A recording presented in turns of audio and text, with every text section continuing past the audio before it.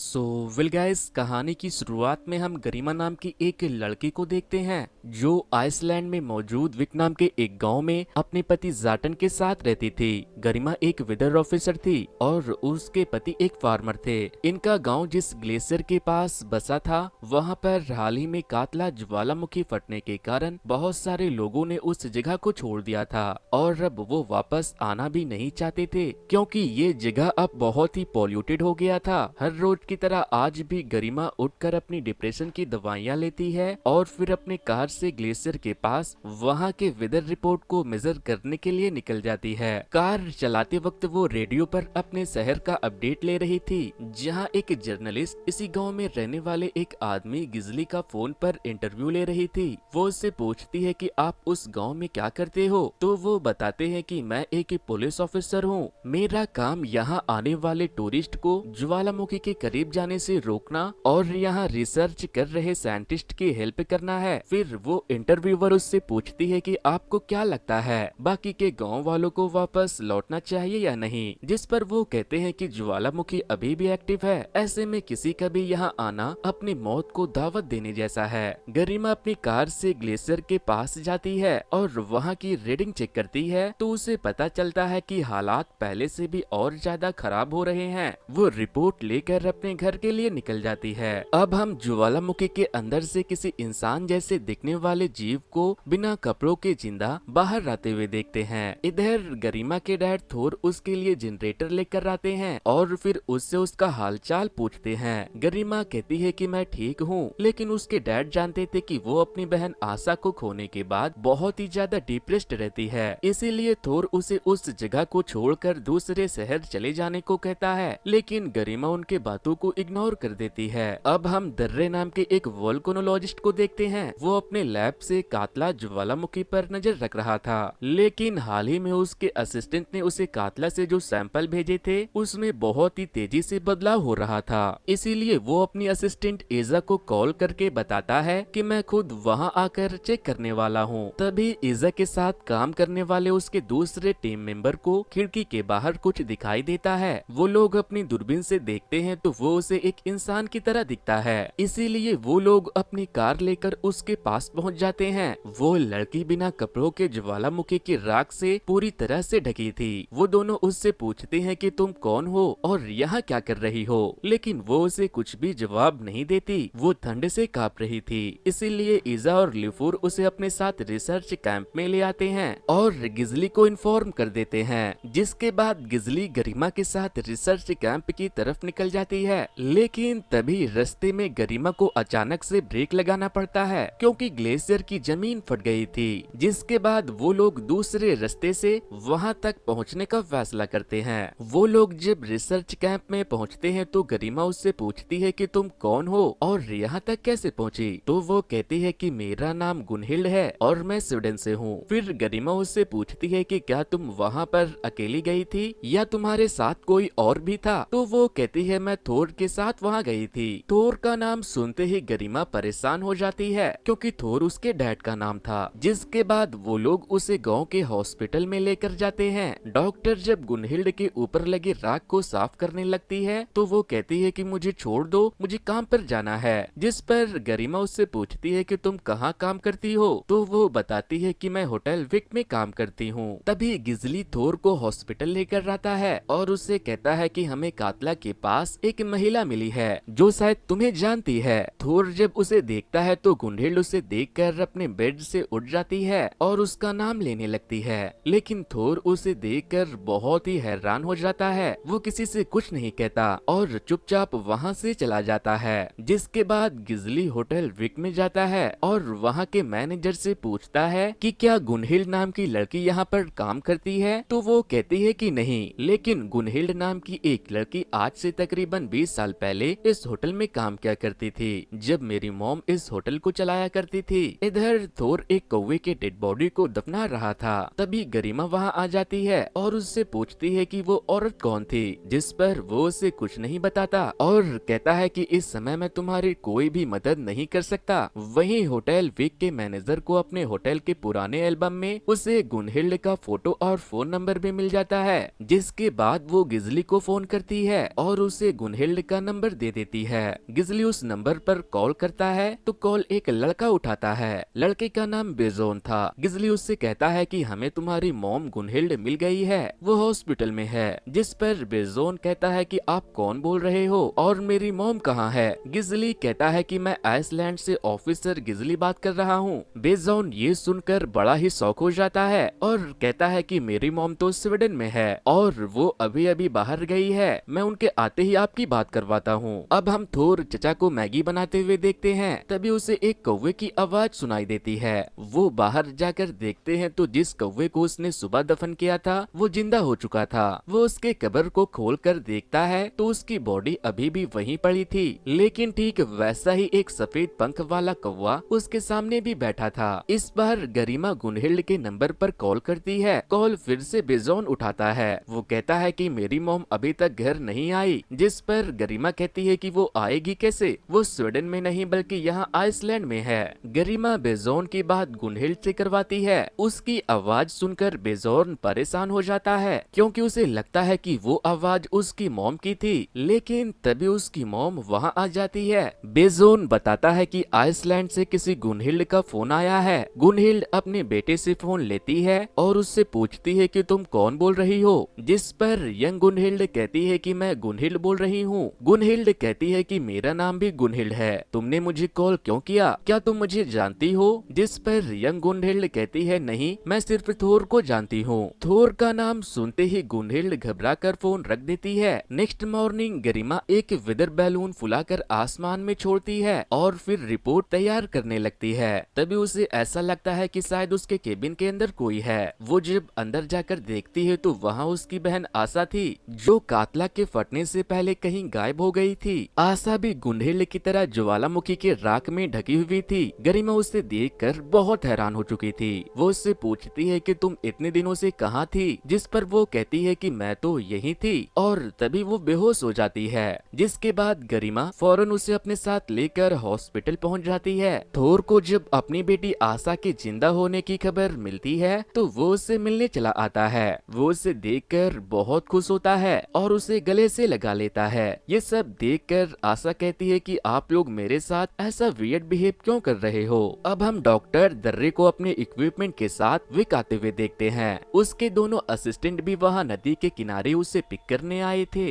वहीं थोर और गरिमा आशा के जिंदा वापस मिलने के बाद खुश और परेशान दोनों थे। गरिमा अपने डैड से कहती है कि मुझे लगता है वो ज्वालामुखी के फटने से पहले ग्लेशियर में कहीं प्रिजर्व हो गई थी और ग्लेशियर पिघलने के बाद वो वापस से जिंदा हो गई। जिस पर उसके डैड कहते हैं कि नहीं, ये सब बेकार की बातें हैं। आशा के जिंदा लौट आने का हमारे पास कोई भी जवाब नहीं है। अब हम गिजली को देखते हैं। वो अपनी बीवी को बाइबल पढ़कर सुना रहा था। गिजली की बीवी मैग्निया का लंग पॉल्यूशन की वजह से खराब हो गया था, इसीलिए उसे सांस लेने के लिए पैप की जरूरत थी। वहीं गिजली अपनी मॉम और बहन आशा के कब्र पर जाती है। तभी वो वहाँ कब्रिस्तान से कुछ घोड़ों को जिंदा होकर जाते हुए देखती है। इधर दर्रे ने आते ही अपना रिसर्च शुरू कर दिया था। वो ज्वालामुखी से मिले एक पत्थर को देख रहा था जो उसे काफी अजीब लगता है। तभी उसकी असिस्टेंट लूफर उसके लैपटॉप में उसके बेटे की फोटो को देखती है तो वो उससे उसके बारे में पूछती है, लेकिन दर्रे उसके बातों को इग्नोर कर देता है। अब हम देखते हैं कि डॉक्टर यंग गुनहिल्ड को बताती है कि वो प्रेग्नेंट है। ये खबर सुनकर यंग गुनहिल्ड भी बहुत ही ज्यादा शॉक हो जाती है क्योंकि उसे भी नहीं पता था कि वो प्रेग्नेंट है। वहीं गुनहिल्ड भी विक पहुंच गई थी।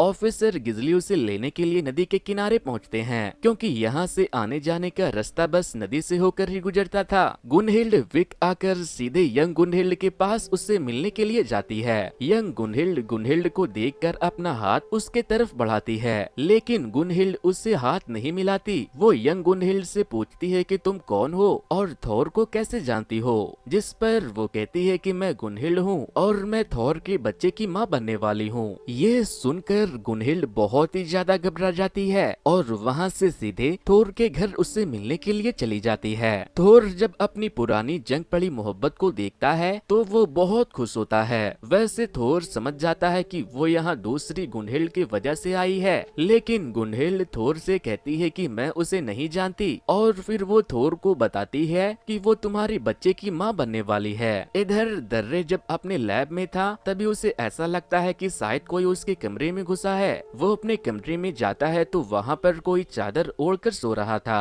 दर्रे जब चादर हटाता है तो उसके होश उड़ जाते हैं, क्योंकि वो उसका बेटा मिकेल था जो 3 साल पहले मर गया था। मिकेल भी उसी हाल में था जैसा हमने गुनहिल्ड और आशा को देखा था। दर्रे उसके लिए खाना लेकर अपने केबिन में आता है और उसे वो खाने को देता है। मिकेल जब खा रहा था तो दर्रे उसे नोटिस करने लगता है और फिर उससे पूछता है कि तुमने आखिरी बार खाना कब खाया था। तो वो कहता है कि कल रात को। दर्रे पूछता है कि कल तुमने क्या खाया था, जिस पर वो कहता है कि क्या आप भूल गए, कल मॉम ने स्पेगेटी बनाया था। तभी मिकेल को टॉयलेट लग जाती है तो वो वहाँ से बाहर जाने लगता है, लेकिन दर्रे उसे बाहर जाने नहीं देता और कहता है कि ये मेरा वर्किंग स्पेस है, यहाँ पर बच्चे अलाउ नहीं है, इसीलिए तुम बोतल का इस्तेमाल कर सकते हो। नेक्स्ट मॉर्निंग इजा और लिफेर ग्लेशियर में बने दरारों के बीच उतरकर राख के नमूने को इकट्ठा कर रहे थे।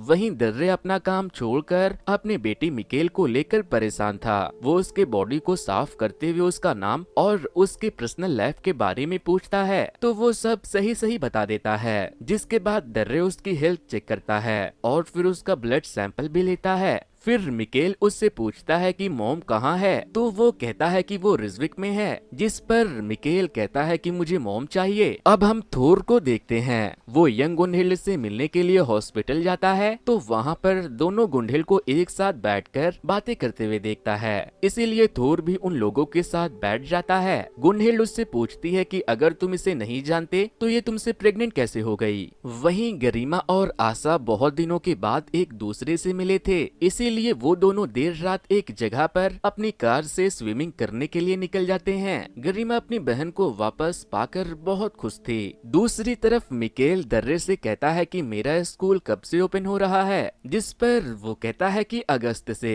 ये सुनकर मिकेल कहता है कि अगर मैं अपने टांगे तोड़ लूं तो क्या आप मुझे फिर भी स्कूल भेजोगे। ये सब सुनकर दर्रे बड़ा ही हैरान होता है, क्योंकि उसका बेटा कभी भी इस तरह से बातें नहीं करता था। खैर वो उसे अपने साथ सुलाने के लिए ले जाता है, लेकिन उससे अपनी मॉम के बिना नींद नहीं आती, इसीलिए वो अपने डैड से कोई भी कहानी सुनाने को कहता है। दर्रे को कोई भी कहानी याद नहीं थी, इसीलिए वो अपने रिसर्च पेपर को पढ़कर सुनाने लगता है। फिर जब मिकेल सो जाता है तो वो उसे अपने साथ स्टोर रूम में ले जाकर बंद कर देता है, क्योंकि वो नहीं चाहता था कि किसी को भी उसके बेटे के जिंदा होने के बारे में पता चले। इधर गरिमा और आशा वोल्केनो के द्वारा गर्म हो रहे पानी के पूल में स्विमिंग कर रहे थे। वो लोग जैसे ही पानी के अंदर जाते हैं कोई चीज पानी के बाहर आती है, लेकिन जैसे ही वो लोग पानी से बाहर आते हैं वो चीज वापस से गायब हो जाती है, लेकिन वो लोग उसे देख नहीं पाते। वहीं मिकेल को स्टोर रूम में एक फोन मिल जाता है, जिससे वो अपनी मॉम को फोन करके कहता है कि मॉम आप कहाँ हो, मैं घर आना चाहता हूँ, डैड ने मुझे स्टोर रूम में बंद कर दिया है। ये सुनने के बाद उसके तो होश उड़ जाते हैं। जिसके बाद रकेल दर्रे को कॉल करती है, लेकिन वो कॉल नहीं उठा रहा था, इसीलिए वो उसी वक्त अपनी कार लेकर विक के लिए निकल जाती है।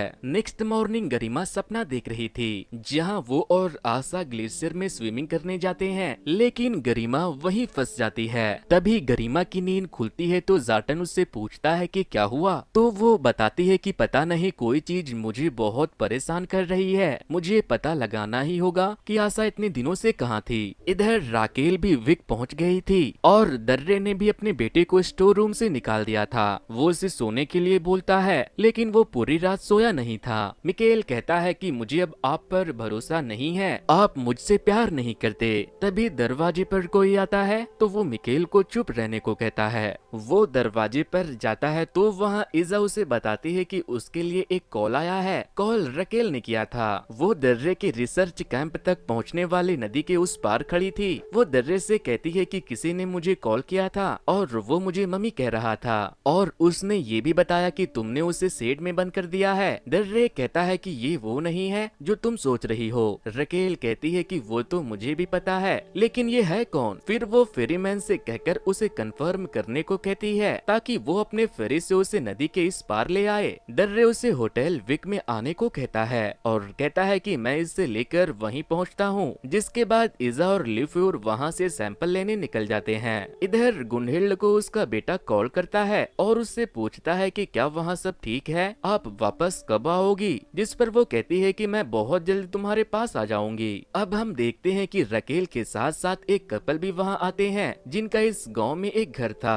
वहीं गिजली का बेटा इनर मिकेल और दर्रे को लेने रिसर्च कैंप पहुंचता है। वो जब मिकेल और उसके बेटे को लेकर विक होटल पहुंचता है तो गरिमा वहां पर दूध की डिलीवरी देकर जा रही थी। वो उससे पूछती है कि ये बच्चा कौन है, तो वो बताता है कि शायद ये साइंटिस्ट का बेटा है। दर्रे जब होटल में जाता है तो होटल की मैनेजर उसे कहती है कि तुम्हारी बीवी कमरे नंबर 8 में तुम्हारा इंतजार कर रही है। मिकेल तुरंत उस कमरे में जाता है और रकेल को गले लगा लेता है। रकेल उसे देखकर बहुत खुश होती है, लेकिन दर्रे अभी भी हैरान परेशान उसे देखता रहता है। दर्रे अपनी बीवी रकेल से पूछता है कि ये सब क्या हो रहा है, हमारा बेटा तो मर गया था, हमने अपने हाथों से उसका अंतिम संस्कार भी किया था। लेकिन रकेल ये मानने को तैयार नहीं थी कि वो उसका बेटा नहीं है। वो कहती है कि शायद भगवान जानते थे कि हमें अपने बेटे से कितना लगाव था, इसीलिए शायद उन्होंने उसे वापस हमारे पास भेज दिया। जिस पर दर्रे कहता है कि बात सिर्फ हमारे बच्चे की नहीं है, यहाँ एक और लड़की है जो मरने के बाद वापस जिंदा आई है। वहीं यंग गुनहिल्ड हॉस्पिटल से डिस्चार्ज हो चुकी थी। वो थोर के पास उससे मिलने के लिए जाती है तो वहाँ पर गुनहिल्ड भी थी। यंग गुनहिल्ड थोर से पूछती है कि तुम्हारी बेटी ने हमें साथ देकर क्या कहा। ये सुनकर गुनहिल्ड बहुत गुस्सा हो जाती है और वहाँ से जाने लगती है, क्योंकि उसे लगता है कि थोर ने यंग गुनहिल्ड को उस रात के बारे में सब बता दिया। इसीलिए शायद यंग गुनहिल्ड ऐसा बोलकर ये साबित करना चाहती है कि वही असली गुनहिल्ड है, इसीलिए वो वहाँ से जाने लगती है। थोर उसे रोकता है तो वो उससे पूछती है कि तुमने उसे हमारे बारे में क्यों बताया। जिस पर थोर कहता है कि मैंने उसे कुछ नहीं बताया, मगर गुनहिल्ड उसके बातों पर विश्वास नहीं करती और गुस्से में वहाँ से चली जाती है। इधर गरिमा आशा को लेकर उस जगह पर जाती है जहाँ उसे मरने के बाद पहली बार मिली थी, ताकि उसे कुछ ऐसा मिल जाए जिससे उसे ये पता चल सके कि ये सब यहाँ पर हो क्या रहा है। वहाँ पर आशा को फ्लोर की एक लकड़ी निकली हुई दिखती है। वो लोग उसे हटाते हैं तो उन्हें वहाँ पर एक कपड़ा दिखता है, इसीलिए आशा केबिन के नीचे जाकर देखती है तो वो बहुत ही घबराते हुए वहाँ से बाहर आती है। गरिमा उससे पूछती है कि क्या हुआ, तो वो उसे कुछ भी जवाब नहीं देती। इसीलिए गरिमा खुद अंदर जाकर देखती है तो वहाँ पर एक लाश पड़ा हुआ था। जिसके बाद वो दोनों गिजली को फोन करके उस डेड बॉडी के बारे में बताती है। गिजली के साथ साथ वहाँ पर उसका बेटा इनर और जाटन के साथ कुछ और लोग भी आते हैं जो उस लाश को अपने साथ विक लेकर जाते हैं। गिजली को आशा और गरिमा से उस डेड बॉडी के बारे में बातचीत करनी थी, इसीलिए वो उन दोनों को अपनी कार में ले जाता है और आशा से पूछता है कि तुम दोनों रात के वक्त वहाँ क्या करने गए थे, और गए तो गए, तुमने वहाँ पर खुदाई क्यों की। जिस पर गरिमा कुछ नहीं कहती। जिसके बाद गिजली आशा को उसके डैड के घर छोड़ता है और गरिमा को उसके हस्बैंड के पास छोड़ने के लिए निकल जाता है। आशा जब घर पहुँचती है तो वो यंग गुनहिल्ड को अपने डैड के साथ सोते हुए देखती है, जिससे हमें ये पता चलता है कि ठीक ऐसा ही 20 साल पहले आशा ने एक बार अपने डैड को गुनहिल्ड के साथ देखा था। आशा ये सब देखकर वहाँ से बाहर भाग जाती है। वहीं दर्रे अपनी वाइफ को बाथरूम से निकाल कर बताता है कि गिजली को एक डेड बॉडी मिली है, मुझे लगता है कि ये इस लड़के से कनेक्टेड है। इस लड़के का वर्ड सुनते ही राकेल बहुत गुस्सा हो जाती है और उसे कहती है कि वो हमारा बेटा है। जिस पर दर्रे कहता है कि हमारे बेटे को मरे 3 साल हो गए हैं, उस वक्त वो 8 साल का था, अगर ये हमारा बेटा होता तो इसकी उम्र बढ़ चुकी होती। राकेल कहती है कि वो हमारा ही बेटा है, तुम अपनी बकवास बंद करो। राकेल इतना बोलकर वहाँ से चली जाती है। जिसके बाद दर्रे गिजली को फोन करके उसे बताता है कि हमें एक लड़का मिला है जो मेरे बेटे की तरह दिखता है, लेकिन वो मेरा बेटा नहीं है। गिजली अपने बेटे इनेर को अपने साथ लेकर होटल विक के लिए निकल जाता है। इधर हम गरिमा को बहुत ही हैरान परेशान बैठी हुई देखते हैं। जाटन उससे पूछता है कि मुझे पता है तुम उस डेड बॉडी को लेकर परेशान हो, क्योंकि वो आशा की तरह दिखती है। गरिमा कहती है कि मुझे तो कुछ समझ नहीं आ रहा कि अगर वो डेड बॉडी आशा की थी तो फिर हमारे साथ जो आशा है वो कौन है। वहीं गिजली जैसे ही हॉस्पिटल पहुंचता है, राकेल उसे अंदर आते हुए देख लेती है, इसीलिए वो मिकेल को अपने साथ लेकर दूसरे रास्ते से निकल जाती है। दर्रे जब उन लोगों को वहाँ से भागते हुए देखता है तो वो भी एक कार लेकर उनके पीछे जाता है, लेकिन थोड़ी दूर जाकर ही दर्रे की गाड़ी खराब हो जाती है। दूसरी तरफ आशा अपने डैड को किसी और औरत के साथ सोते हुए देखकर वो हॉस्पिटल पहुंच जाती है और डॉक्टर से कहती है कि क्या मैं यहाँ सो सकती हूँ, जिस पर डॉक्टर पूछती है कि आशा मुझे माफ करना, लेकिन मैं कैसे यकीन कर लूँ कि तुम असली आशा हो। ये सुनते ही आशा वहाँ से रोते हुए भाग जाती है। वहीं गरिमा अपने कमरे में लेटे लेटे सोच रही थी, तभी गिजली उसे फोन करता है और उस डेड बॉडी के बारे में स्टेटमेंट देने के लिए उसे चर्च में बुलाता है। गरिमा जब वहाँ पहुँचती है तो वो ज्वालामुखी से काले काले धुओं को उठते हुए देखती है। गिजली उससे पूछता है कि तुम और तुम्हारी बहन रात के वक्त कैंप में क्या करने गए थे और तो और तुमने वहाँ पर खुदाई क्यों की। गरिमा कहती है कि आशा मुझे वही मिली थी, इसीलिए मैं ये जानने की कोशिश कर रही थी कि आखिर आशा इतने समय तक कहाँ गायब थी।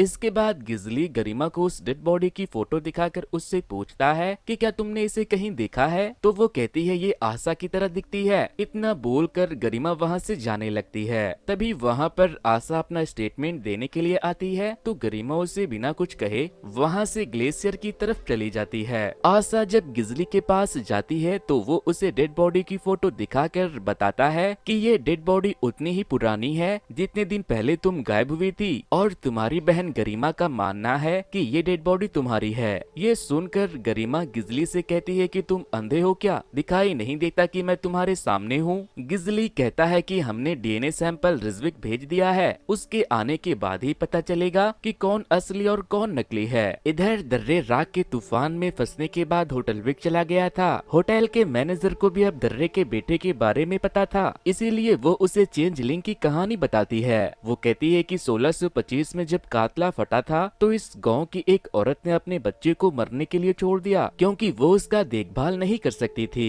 लेकिन 13 साल तक उसे एक मरा हुआ बच्चा मिलता था, लेकिन 13 साल के बाद वो बच्चा जिंदा होकर वापस आ गया, जिसके बाद उसकी माँ ने उसका अच्छे से ख्याल रखना शुरू कर दिया। लेकिन एक दिन उस बच्चे ने अपनी माँ को नींद में ही मार डाला क्योंकि वो अपनी मॉम से नफरत करने लगा था। होटल मैनेजर कहती है कि हो सकता है कि तुम्हारा बेटा भी चेंजलिंग की वजह से वापस आया होगा, इसीलिए तुम्हें उससे सतर्क रहने की सख्त जरूरत है। वहीं दूसरी तरफ हम देखते हैं कि मिकेल अपनी मॉम से कहता है कि कार रोको, मुझे सुसु करनी है। राकेल कहती है कि 15-20 मिनट रुक जाओ, हम बस फेरी तक पहुंचने ही वाले हैं और तूफान आ गया है, ऐसे में हमारा बाहर जाना ठीक नहीं होगा। ये सुनते ही मिकेल बहुत गुस्सा हो जाता है और अपनी मॉम से कहता है कि आप और डैड मुझसे प्यार नहीं करते, इसीलिए मैं चाहता हूँ कि डैड मर जाए। इसी दौरान वो अपने जेब से ब्लेड निकाल लेता है, जिससे राकेल भी समझ जाती है कि ये उसका बेटा नहीं हो सकता क्योंकि वो अपने डैड से बहुत प्यार करता था।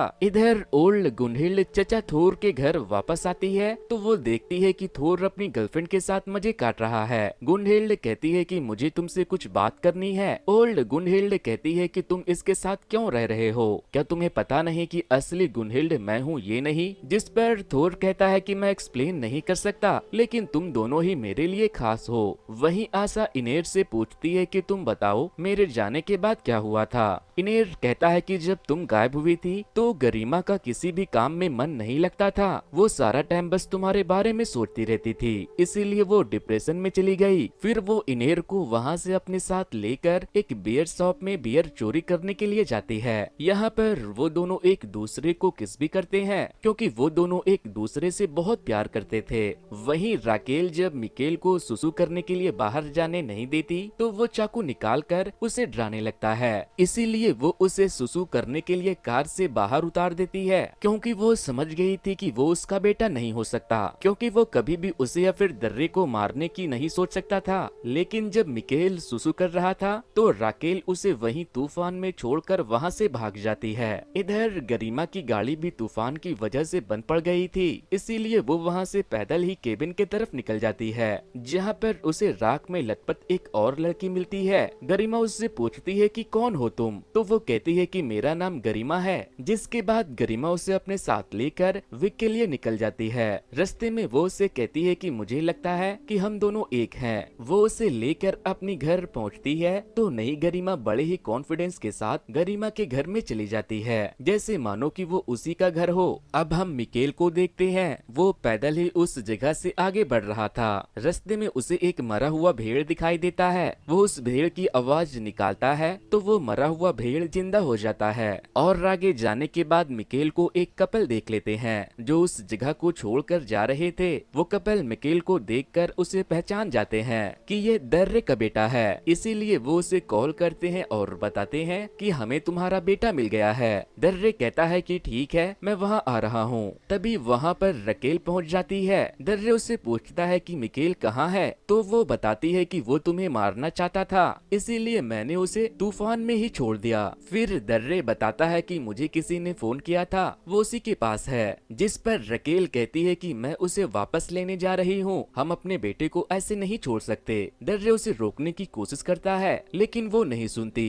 वहीं गरिमा देखती है कि उसकी क्लोन बाथटब में लेटकर नहा रही थी। वो उससे पूछती है कि तुम कौन हो, तुम्हारा होने का क्या पर्पस है। जिस पर वो भी उससे सेम सवाल करती है कि तुम कौन हो और यहाँ मेरे घर में क्या कर रही हो। क्लोन गरिमा जो थी उसकी यादें कातला के फटने से भी पहले की थी। इधर गिजली जब अपने घर आता है तो मैग्निया उससे पूछती है कि हाय डार्लिंग कैसे हो। गिजली ये देखकर बड़ा ही परेशान हो जाता है क्योंकि उसकी वाइफ जो चलना फिरना तो दूर ठीक से बोल भी नहीं सकती थी, वो आज अपने पैरों पर खड़ी होकर खाना बना रही थी। और तो और वो पहले से बहुत ज्यादा यंग भी दिख रही थी। जिसके बाद गिजली अपने कमरे में जाकर देखता है तो उसकी असली बीवी अभी भी उसी हाल में बेड पर पड़ी हुई थी, यानी कि अब मैग्निया का भी क्लोन वहाँ आ चुका था। इधर मिकेल उन दोनों कपल को बताता है कि मुझे अपने साथ ले चलो, मैं अपने डैड के पास वापस जाना नहीं चाहता क्योंकि वो मुझे प्यार नहीं करते। उन्होंने मुझे स्टोर रूम में बंद कर दिया था, लेकिन फिर भी वो उसे अपने कार में बैठाकर दर्रे के पास ले जाने लगते हैं। जिसके बाद मिकेल अपने ब्लेड से उस कपल पर हमला कर देता है जिससे कि उनके कार का एक्सीडेंट हो जाता है। वो दोनों कपल तो मर जाते हैं लेकिन मिकेल जिंदा वहाँ से निकल जाता है। गिजली की खुशी का ठिकाना नहीं था क्योंकि उसके बुढ़ापे में उसकी बीवी जवान हो गई थी।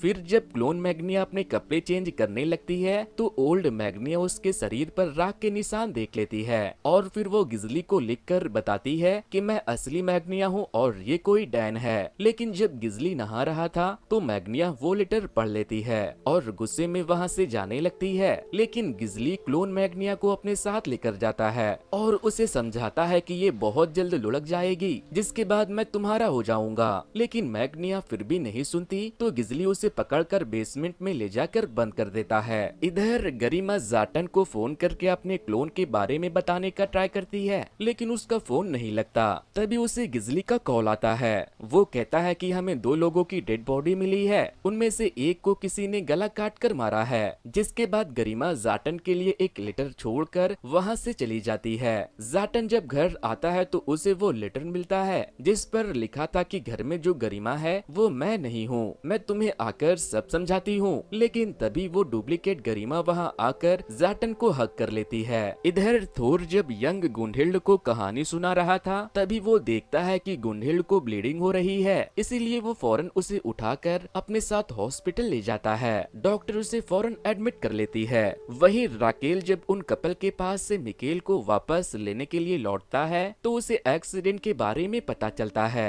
वो वहाँ पर मिकेल को ढूंढने लगती है लेकिन वो वहाँ नहीं था। गिजली रकेल और दर्रे से पहले कभी नहीं मिली थी, इसीलिए वो उससे उनके बारे में पूछती है तो वो बताती है कि मेरा बेटा 3 साल पहले मरा था, लेकिन कुछ दिन पहले उसने मुझे वापस से कॉल किया कि डैड ने मुझे स्टोर रूम में बंद कर दिया है, आप जल्दी से मेरे पास आ जाओ। वो मिला लेकिन उसका बर्ताव सही नहीं था, इसीलिए मैंने उसे छोड़ दिया तो वो कपल उसे अपने साथ ले गए। मैं उसे लेने आ रही थी तो यहाँ उन कपल का एक्सीडेंट का पता चला। जिसके बाद रकेल गिजली को अपने हस्बैंड से मिलवाने के लिए ले जाती है और उसे बताती है कि मेरी बहन भी 1 साल पहले ग्लेशियर में कहीं खो गई थी, मुझे लगा कि वो मर गई है, लेकिन जब वो वापस आई तो वो पहले से बहुत अलग थी। वो उसे यंग गुनहिल्ड और अपने क्लोन के बारे में भी बताती है और उसे ये भी बताती है कि मेरे क्लोन की यादें भी बिल्कुल मेरी ही तरह है। जिस पर दर्रे कहता है कि मुझे लगता है ये सब कातला ज्वालामुखी में हो रहे चेंजलिंग के वजह से हो रहा है। अब हम देखते हैं कि गुनहिल्ड का बेटा अपनी मॉम को ढूंढते हुए थोर के पास पहुंच गया था। थोर उससे पूछता है कि कौन हो तुम, तो वो बताता है कि मेरा नाम बेजॉन है और मैं यहाँ अपनी मॉम गुनहिल्ड को ढूंढने आया हूँ। थोर कहता है कि मैं तुम्हारी मॉम को जानता हूँ। वहीं गरिमा जब अपने घर पहुँचती है तो वो देखती है कि यंग गरिमा ने उसके पूरे घर के सामान को बाहर निकाल दिया है और वो पूरे घर को अपने हिसाब से मॉडिफाई कर रही है। वो वो घर के अंदर जाकर पूछती है कि ये तुम क्या कर रही हो, तो वो कहती है कि ये मेरा घर है, मैं कुछ भी करूं, मुझे रोकने वाली तुम कौन होती हो।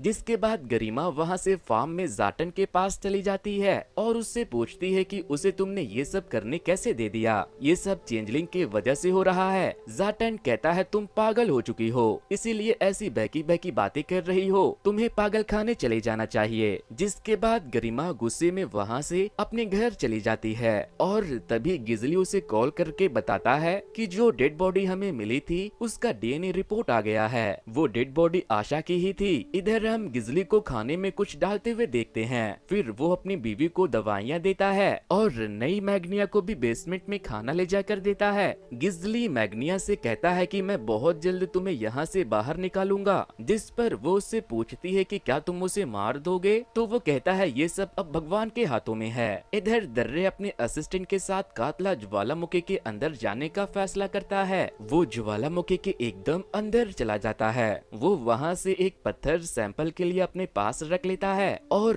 तभी वो देखता है कि वहाँ पर इंसान की तरह दिखने वाले बहुत सारे क्रिएचर पनप रहे हैं। मतलब कि कातला ज्वालामुखी अपने गर्भ में इंसानों को बना रहा था, लेकिन ये इंसान इस गांव में रहने वाले इंसानों की तरह कैसे हो सकते थे, इसके बारे में शायद हमें आगे की कहानी में पता चले। जिसके बाद वो सैंपल लेकर बाहर आ जाता है। इजा उसे परेशान देखकर उससे पूछती है कि तुम्हें वहाँ पर क्या मिला, तो दर्रे कहता है कुछ नहीं। जिसके बाद वो कातला से लाए सैंपल को जब चेक करता है तो वो बहुत ही अजीब तरह से रिएक्ट कर रहा था। इजा जब दर्रे से सैंपल के बारे में पूछती है तो वो बताता है कि ये एक मेटेरॉइड है जो हमारे सोलर सिस्टम का नहीं है, बल्कि ये कहीं और से यहाँ पर आया है। दर्रे बताता है कि ये यहाँ पर ऑलमोस्ट 2 मिलियन साल पहले गिरा होगा और फिर ये ग्लेशियर से कवर हो गया और अब जब ग्लेशियर पिघल रहे हैं तो ये बाहर आ गया है। वो बताता है कि जब भी ज्वालामुखी फटता है तो ज्वालामुखी का लावा उस मेटेरॉइड के साथ मिलकर रिएक्ट करने लगता है, जिससे मानव आकृति पैदा हो रहे हैं। दर्रे ये भी कहता है कि ये जगह रेडियो एक्टिव भी हो सकती है, इसीलिए हमें इसे खाली कर देना चाहिए। वहीं गरिमा जब गिजली से मिलने पहुंचती है तो इनर उसे आशा का डीएनए रिपोर्ट देता है, जिसे लेकर वो उसे दिखाने के लिए जाटन के पास निकल जाती है।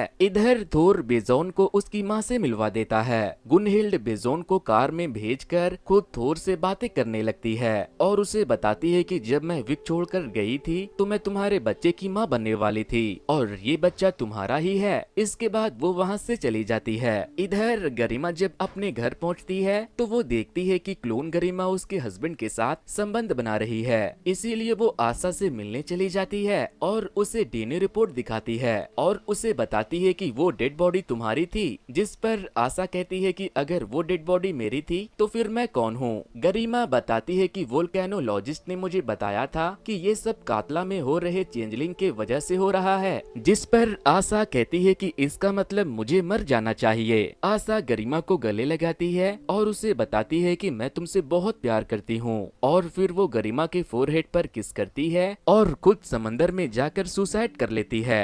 वहीं गिजली जब क्लोन मैग्निया को खाना देने जाता है तो वो वहाँ से भाग चुकी थी। अब हम मिकेल को देखते हैं। वो चाकू लेकर विक हॉस्पिटल पहुँच गया था। वो सीधे राकेल के कमरे में जाता है और उससे पूछता है कि आपने मुझे वहाँ अकेला क्यों छोड़ दिया। वो राकेल को कोई नुकसान पहुँचाता उससे पहले दर्रे वहाँ आ जाता है। जाटन अब बहुत खुश था क्योंकि क्लोन गरिमा उसे वो सब दे रही थी जो उसे चाहिए था। हाँ, वो भी आशा के क्लोन के मरने के बाद गरिमा थोर के पास जाती है और उसे बताती है कि आशा ओशियन में चली गई जहाँ से वो आई थी और हमें जो डेड बॉडी मिला था वो आशा का ही था। शायद वो हमें ये बताने आई थी कि उसकी डेड बॉडी कहाँ पर है। इधर दर्रे और रिकेल मिकेल को अपने साथ लेकर निकल जाते हैं और उसे कहते हैं कि हम घर जा रहे हैं। रास्ते में दर्रे उसे पूछता है कि क्या तुम्हें पता है कि उन लोगों का कार का एक्सीडेंट कैसे हुआ जो तुम्हें हमारे पास ला रहे थे और तुम उस एक्सीडेंट में कैसे बच गए। जिस पर वो बताता है कि मेरे पास एक ब्लेड है जो मुझे उस स्टोर रूम से मिला था। दर्रे उससे वो ब्लेड मांगने लगता है लेकिन वो उसे ब्लेड नहीं देता, जिसके बाद दर्रे को जबरदस्ती उससे वो ब्लेड लेना पड़ता है। दर्रे देखता है कि उस ब्लेड में ब्लड लगा हुआ है। ये देखकर वो समझ जाते हैं कि उस कपल की जान मिकेल ने ही ली थी। जिसके बाद रकेल और दर्रे ये फैसला करते हैं कि उन्हें उस डुप्लीकेट मिकेल को खत्म कर देना होगा, इसीलिए वो दोनों उसे अपने साथ ओशियन में लेकर जाते हैं और उसे वहाँ डुबा देते हैं, क्योंकि अगर वो लोग उसके साथ ऐसा नहीं करते तो एक दिन वो उन दोनों को जरूर मार देता। वहीं गिजली अपनी बीवी और गन के साथ क्लोन मैग्निया को ढूंढने निकलता है, लेकिन मैग्निया उसकी आवाज सुनकर वहाँ से भागने लगती है। वो गिजली की कार लेकर मैग्निया के साथ वहाँ से भाग जाती है, इसीलिए गिजली अपने बेटे के पास जाता है और उसकी कार लेकर क्लोन मैग्निया का पीछा करने लगता है। अपने डैड को इस हाल में देखकर इनेर भी समझ जाता है कि कुछ तो गड़बड़ है। इनेर फौरन अपने घर पहुंचकर अपनी मॉम को ढूंढने लगता है, जहां उसे कैंसर की गोलियां मिलती है, जिससे वो समझ जाता है कि उसके डैड उसकी मॉम को कैंसर की गोलियां खिलाकर उसे मारना चाहते थे। इधर गरिमा अपने घर जाती है और क्लोन गरिमा से कहती है कि मैंने तुम्हें अपने हस्बैंड के साथ सोते हुए देखा, जिस पर क्लोन गरिमा कहती है कि वो मेरा हस्बैंड है। ये सुनकर गरिमा को बहुत गुस्सा आता है और वो कहती है कि वो तुम्हारा नहीं मेरा हस्बैंड है। फिर वो उसे बताती है कि आशा ने सुसाइड कर लिया, जिस पर क्लोन गरिमा उससे कहती है कि क्या तुम्हें पता है आशा ने ऐसा क्यों किया? क्योंकि वो मॉम की तरह सोचती थी, इसीलिए उसने मॉम की तरह ही ओशियन में डूबकर खुद को खत्म कर दिया। फिर वो कहती है कि तुम परफेक्ट नहीं हो, मैं परफेक्ट हूँ। मैं अपने बहन से प्यार करती हूँ, अपने डैड से प्यार करती हूँ और अपने हस्बैंड को वो सब देती हूँ जो तुम उसे नहीं दे पाती थी। तभी वहाँ जाटन आता है तो क्लोन गरिमा किस करके उसका वेलकम करती है, लेकिन जाटन रियल गरिमा को ऐसे इग्नोर करता है जैसे उसने उसे देखा ही नहीं हो। थोड़ी देर के बाद जब जाटन वापस से फार्म में जाता है तो गरिमा एक गन लेकर क्लोन गरिमा के पास आती है और उससे कहती है कि हम दोनों में से कोई एक ही जाटन के साथ रह सकता है, इसीलिए हम एक गेम खेलेंगे। वो गन में एक गोली डालकर उसे घुमाती है और खुद को शूट करती है। गोली नहीं चलती तो वो गन क्लोन गरिमा को दे देती है, लेकिन गोली उसे भी नहीं लगती। लेकिन जब तीसरी बार गरिमा गोली चलाती है तो वो मर जाती है और क्लोन गरिमा जिंदा बचती है। इधर इनेर अपनी मॉम को ढूंढते हुए चर्च में पहुंचता है तो उसे वहां पर अपने डैड दिख जाते हैं। वो अपने डैड को मारने लगता है क्योंकि उसने उसकी मॉम को मारने की कोशिश की थी। अब हम गुनहिल्ड को देखते हैं। वो यंग गुनहिल्ड से मिलने हॉस्पिटल जाती है तो वो देखती है कि वो वहाँ नहीं थी, वो वहाँ से गायब हो चुकी थी। वहीं क्लोन मैग्निया को अपने साथ लेकर कातला के अंदर चली जाती है। मूवी के एंड में इनेर, जाटन और बेजोन क्लोन गरिमा को पियानो बजाते हुए देखते हैं। थोर भी वहीं था, लेकिन क्लोन गुनहिल्ड कहीं गायब हो चुकी थी। दोस्तों, राकेल और दर्रे ने माइकल के क्लोन को डुबा कर मार दिया था। आशा ने ये जानकर सुसाइड कर लिया कि वो असली नहीं थी। यंग गुनहिल्ड भी कहीं गायब हो गई थी और दोनों मैग्निया ज्वालामुखी में जाकर समा गई थी। लेकिन गरिमा का क्लोन गरिमा बनकर जाटन के साथ रहने लगी। पूरी कहानी खत्म हो जाती है, लेकिन इस बात का सबूत अभी भी नहीं मिल पाता कि दूसरे सोलर सिस्टम से आया वो एस्टेरॉयड उस गांव में रहने वाले इंसानों की रचनाएं कैसे कर रहा था। और रचनाएं तक तो ठीक था, उसमें उनकी यादें कैसे आती थी। आपको क्या लगता है? आप अपना राय हमें कमेंट करके जरूर बताना। सो वेल गाइज, आज की वीडियो में इतना ही। वैसे दोस्तों, कुछ दिनों पहले ही मैंने एक ऐसे मूवी की स्टोरी को एक्सप्लेन किया था। अगर आप लोगों ने उसे नहीं देखा तो वॉच नेक्स्ट पर क्लिक करके उसे जरूर से देख लेना। Thanks, good bye.